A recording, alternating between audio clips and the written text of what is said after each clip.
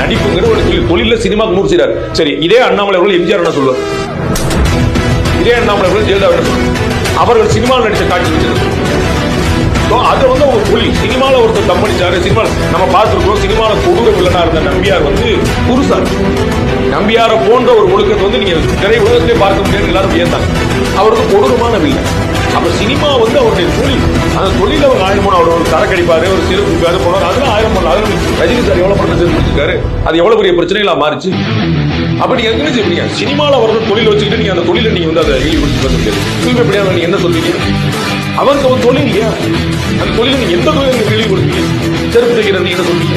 அந்த தொழிலை வந்து நம்ம பேச முடியாது. அதாவது நடிப்பு அவருடைய தொழில். அதற்கு அவர் சம்பளம் வாங்குறாரு, பண்றாரு. உடன்பாடு இருக்கிற பண்றாரு, உடன்பாடு இல்லாத பண்ண மாட்டார். அதை நம்ம இழிவுபடுத்துறோம். அதில் குறிப்பா இன்னொரு வார்த்தையும் பயன்படுத்துறாரு. 50 வயதுல அவர் ஏன் அரசியலுக்கு வரணுன்றாரு. அதை எப்படி பார்க்கணும்? எத்தனை வயசுனாலும் வரணும். எத்தனை வயசுல வரணும் கணக்கு இருக்கா? அப்படியே மாத்திட்டு அண்ணாமலை வந்து 37 வயசுல ஏன் அரசியல் வந்தீங்கன்னு கேட்டிருந்தாங்க. நீங்க தான் கோயம்புத்தூர் காலேஜ் முடிச்சோடனே அப்படியே அரசியல் வந்து போயிட்டானே. அது எதுக்கு நீங்க வந்து அப்புறம் ஐஏஎம் போனீங்க, அதுக்கப்புறம் நீங்க எதுக்கு ஐபிஎஸ் ஆனீங்க, அதுக்கப்புறம் நீங்க எதுக்கு வந்து இன்டர்ன்ஷிப் எடுத்தீங்க, அதுக்கப்புறம்